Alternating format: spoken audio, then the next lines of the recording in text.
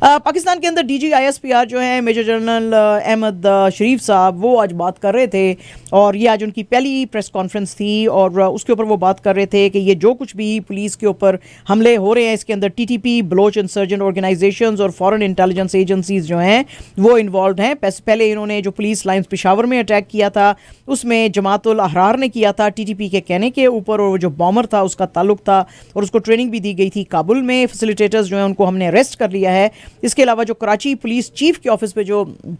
हमला किया था उसके भी मास्टरमाइंड को हमने पकड़ लिया है। उसको 3 मिलियन रुपीस दिए गए थे इस अटैक के लिए और उनको मारने के लिए और बाकी के पुलिस एहलकार को मारने के लिए। इसके अलावा उन्होंने कहा जी कि ये CPAC और बाकी जो प्रोजेक्ट्स हैं जो चाइना के साथ हमारे हैं उनको ख़राब करने की कोशिश की जा रही है, तो हम उन तमाम टेररिस्टों को पकड़ रहे हैं। उन्होंने आज बहुत तारीफ़ करते हुए कहा कि आर्मी, नेवी, एयरफोर्स सब मिल के काम कर रहे हैं इन रिलीफ एक्टिविटीज़ में और टेररिज्म को हम ख़त्म करना चाह रहे हैं। और इसके अलावा उन्होंने ये भी कहा कि आर्मी जो है अब अपनी एक्सपेंडिचर को रिव्यू कर रही है, keeping in view Pakistan economic situation, और ये जो कुछ हमें ब्रेक्स दिए जाते थे पेट्रोल के, राशन के और बाकी जो नॉन ऑपरेशनल मूवमेंट थी उसको अब सब रिड्यूस किया जा रहा है और हम जो हैं पीस की तरफ अब चल रहे हैं। तो पायन हवा हाई टाइम मिलिट्री आपकी को जो है उसको बड़ी रिफॉर्म्स की ज़रूरत है, तो अगर आप ऐसा कर रहे हैं तो बड़ा अच्छा कर रहे हैं। अच्छा जनाब, आज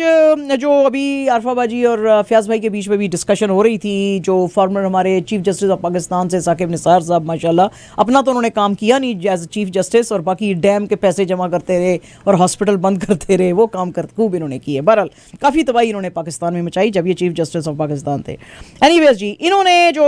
उनकी जो टेप सामने आई है जिसमें कि ये PTI के काउंसिल ख्वाजा तारिक रहीम को कह रहे हैं कि तुमको क्या क्या कुछ करना चाहिए, तो ये बड़े जो हैं आए हैं रेवलेशंस जिसके के ऊपर जो साकिब निसार ने है वो कह रहे हैं जी कि मैं अब इसके खिलाफ एक्शन लूँगा, ये मेरे खिलाफ जो है बदनीति में ये सारी रेवलेशंस जो हैं वो की गई हैं। इससे पहले हमने आपको कल बताया था कि जो Chief justice of Pakistan Umar Ata Bandial, उनकी जो मदर इन लॉ और PTI के जो लॉयर हैं ख्वाजा तारिक रहीम, उनकी वाइफ रफ़िया तारिक के बीच में जो टॉक थी उसकी भी एक ऑडियो जो है वो लीक हुई, और हमने कल ही कहा था कि उस कल्प्रिट को पकड़े जो ये लोगों की प्राइवेट कॉन्वर्सेशंस जो है वो कर रहा है। अच्छा, ये जो अब साकिब निसार साहब की जो ये सारी कॉन्वर्सेशन आई है इसके ऊपर PMLN के जो लीडर हैं परवेज़ रशीद साहब, उन्होंने कहा है जी कि ये तो जो चीज़ें और बातें इन्होंने कही हैं यानी कि ये तो सारी रेवलेशन है, जो कि वो टिप्स दे रहे थे as chief justice of Pakistan, उनको तो न्यूट्रल लेना चाहिए था और वो PTI के लोगों को टिप्स दे रहे थे कि तुमने कानून से कैसे बचना है, तो इनके खिलाफ लीगल एक्शन लेने की जरूरत है। आज परवेज रशीद साहब ने एक ट्वीट किया और उसमें कहा जी कि Nisar is guilty of murder of constitution and law. अच्छा। तो इसलिए इसको जो है इसके ऊपर एक प्रोब बिठाने की जरूरत है। इसने ये तमाम जुडिशियल जो टैक्टिक्स थे इंजीनियर किए और चीज़ों को डिस्टॉर्ट करने की कोशिश की, तो ये क्राइम है और ये क्राइम वैसा ही है जैसे कि आप अपनी मदरलैंड को सेल करते हैं। तो पाया ने चीज़ां तुसी जरदारी साहब ते शरीफ साहब के बारे में क्यों नहीं कही है, खाली नासिर साहब तो नहीं वेचण नूं ते जरदारी साहब तो सब को ज़्यादा वेचण नूं तैयार बैठे सन, उन्होंने बारे में कोई गल करो हैं जी। तो वो जी जो कहते थे कि अमेरिका को कि हाँ ठीक है कोई बात नहीं इधर करो आके ड्रोन के हमले, और जब उनसे पूछा गया कि जरदारी साहब ये ड्रोन हमलों में जो है लोग मरते हैं, कहते हैं हाँ जी तो फिर क्या करें, फिर कोलैटरल डैमेज तो होता है। यानी कि मैं आप मजिद भाई हम सब कोलैटरल डैमेज हैं इसके लिए जरदारी साहब के लिए ना, क्योंकि अपने बच्चे तो उसके कुछ होता नहीं है उनके साथ, तो इसलिए जी तो बहरहाल मुझे कहना नहीं चाहिए, उनके भी बच्चे हिफाजत में रहें भाई, सारों के बच्चे हिफाजत में रहें, हम भी हिफाजत में रहें, हम भी किसी के बच्चे तो ये है। तो ये आज जो है परवेज़ रशीद साहब ने बड़ी इस तरह की बातें की और इन्होंने कहा जी कि मुझे याद है कि जिस वक्त ये चीफ जस्टिस ऑफ पाकिस्तान थे तो ये बड़े फेवरेटिज्म जो थे वो दिखाते थे और बड़ी बिगटरी ये दिखाते थे। बिगटरी तो वैसे दिखाते थे, हम भी मानते हैं इस चीज़ को, मतलब मैं ज़रूर मानती हूँ, और कॉन्स्पिरेसीज जो हैं इनके ज़माने में बड़ी फ्लरिश कर रही थी, तो इनके खिलाफ जो है एक प्रोब बिठाने की ज़रूरत है। तो ये अब जो है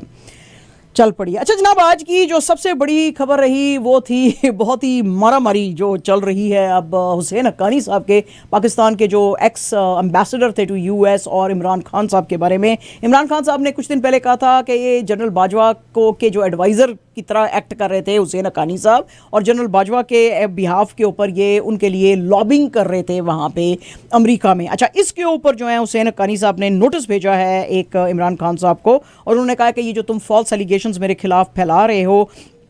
और तुम्हारे जिसमें कि तुम कहते हो कि जनरल बाजवा के लिए मैंने लॉबिंग की और तुम्हें अमेरिकन गवर्नमेंट को कह के तुम्हें निकलवाया, ये सब झूठ है। इनके जो काउंसिल हैं, अमेरिकन अटॉर्नी हैं स्टीवन बैरेटसन, उन्होंने आज इमरान खान साहब को एक डेफेमेशन का जो केस है उनके खिलाफ फाइल किया है और उन्होंने कहा जी कि आप ये जो अलेज कॉन्स्पिरेसी की बातें अप्रैल लास्ट ईयर से कर रहे हैं ये बिल्कुल सारी की सारी गलत हैं और इसमें कहा गया है कि जो खान साहब हैं उनको हेलुसिनेशंस हो रहे हैं इसीलिए वो झूठ बोल रहे हैं कॉन्स्टेंटली। इस तरह की कोई बात जो है वो हुसैन हक्कानी ने नहीं की। इनके जो अमेरिकन अटॉर्नी हैं स्टीवन ब्रेंसन, उन्होंने बात करते हुए कहा कि हुसैन हक्कानी साहब एक स्कॉलर हैं जो कि पाकिस्तान की पॉलिटिक्स के ऊपर एक्सटेंसिवली लिखते हैं और पाकिस्तान की फॉरेन पॉलिसी पे लिखते हैं और कभी कभी पाकिस्तान को बेचने की कोशिश करते हैं। नहीं ये उन्होंने नहीं कहा है जी, अलेजली। अच्छा जी, आपके पास भी लेटर आ जाएगा। हाँ नहीं, हमने अलेजली इसीलिए बोल दिया साथ ही हमने करेक्शन कर दिया, ठीक है जी। तो उन्होंने कहा जी कि ये सारी दुनिया में जो है ये बात करते हैं और बड़े स्कॉलर हैं और पाकिस्तानी जो मिलिट्री इंटरवेंशन है पाकिस्तान की पॉलिटिक्स में उसके ऊपर बात करते हैं और अपना एक स्कॉलरली क्रिटिक देते हैं और ये कॉन्स्टिट्यूशनल डेमोक्रेसी को फेवर करते हैं और ये इस्लामिक जो एक्सट्रीमिज्म है उसके खिलाफ बात करते हैं और इनको कोई ज़रूरत नहीं है कि ये किसी के खिलाफ जो है अमेरिका में लॉबिंग करें। वैसे भी अमेरिका में अगर आपने किसी फॉरेन प्रिंसिपल के लिए फॉरेन लॉबिंग करनी होती है तो आपको यूएस जो डिपार्टमेंट ऑफ जस्टिस है उसके अंदर रजिस्टर करना पड़ता है। हुसैन हक्कानी साहब ने चूंकि ऐसा कुछ रजिस्टर नहीं किया है और चूंकि वो इसका हिस्सा नहीं है तो इसलिए वो इस तरह का कोई काम कर नहीं सकते, क्योंकि अगर वो करेंगे तो it is going to be a violation of the US law और ये तो ही is part of the US think tank, तो ये ऐसा कैसे कर सकते हैं। और इन्होंने इस तरह की कोई कॉम्पेंसेशन जो है वो हासिल नहीं की है किसी भी पाकिस्तानी जर्नैल से, ना किसी पाकिस्तानी पॉलिटिशियन से, ना ही आपसे कि ये जो है लॉबिंग करें पाकिस्तान के खिलाफ या मिलिट्री के खिलाफ या किसी गवर्नमेंट को निकालने के खिलाफ। तो ये जनाब आज बड़ी जो है उन्होंने वार्न किया, उन्होंने कहा कि हम आपके खिलाफ जो है डेफेमेशन केस लॉन्च कर सकते हैं, तो आप ज़रा बाज आ जाएं खान साहब। ठीक है खान साहब, लड़ाइयाँ छोड़ो यार।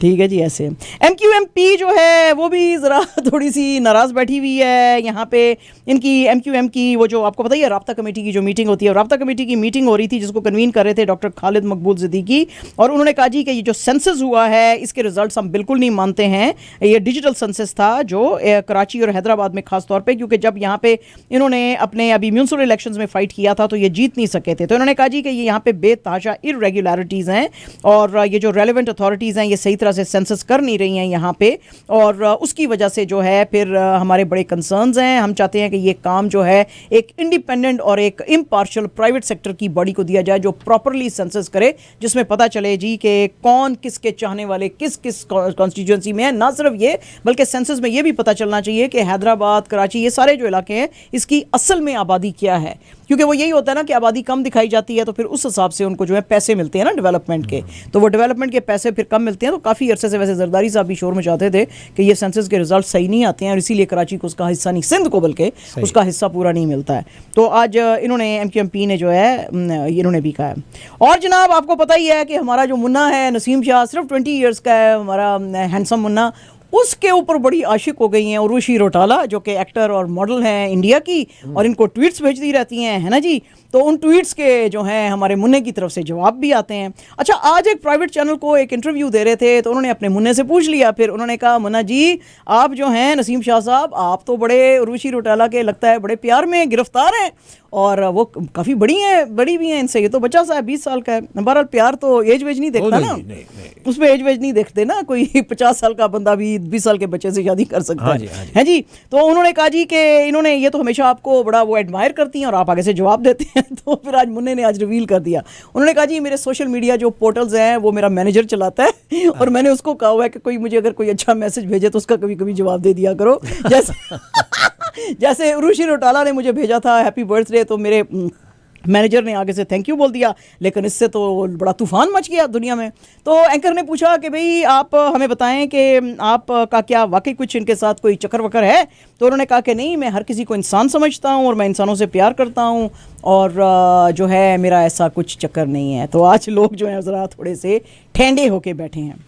और जनाब सलमान खान साहब पहुंचे हुए थे दुबई, तो आपको तो पता ही है कि मिडिल ईस्ट कितना पागल है सल्लू भाई के लिए, वैसे तो सारी दुनिया भी है, हम भी बड़े पागल हैं सल्लू भाई के लिए। आप की फिल्म जो है किसी का भाई किसी की जान, उसका ये प्रमोशन कर रहे थे वहाँ पे, तो लोग इनके आसपास जो है वो बिल्कुल जमा हो गए। तो उन्होंने पूछा कि सल्लू भाई आप जो है शादी कर रहे हो, तो आप मेरे से, एक लड़की ने कहा प्लीज़ मेरे से शादी कर लो सलू भाई, फिर दूसरे लड़के ने कहा, दूसरी एक और लड़की ने कहा नहीं नहीं सलू भाई शादी बिल्कुल ना करना, तो सलू भाई ने उसके ऊपर कहा हाँ हाँ बिल्कुल ठीक है, मैं बिल्कुल शादी नहीं करूँगा। और किसी ने कहा जी हैंडसम बॉय सलमान, और you look like as if you are 18, और मतलब मस्का भी 18 तो खैर सलू भाई बिल्कुल किसी सूरत नहीं लगते। तो फिर उन्होंने कहा कि सलू भाई आपका जो क्रेज़ है दिन ब दिन बढ़ता ही हमारे में जा रहा है, और हम आपसे प्यार करते हैं, और ये है और वो है। तो जनाब बड़ी जनता पागल हुई दुबई में सलू भाई के लिए। तो इन्होंने बड़े जी खड़े होकर तस्वीरें खिंचाई क्राउड के साथ, और लोगों ने इनके साथ सेल्फीज़ ली, और बड़े मज़े किए जी सलू भाई ने।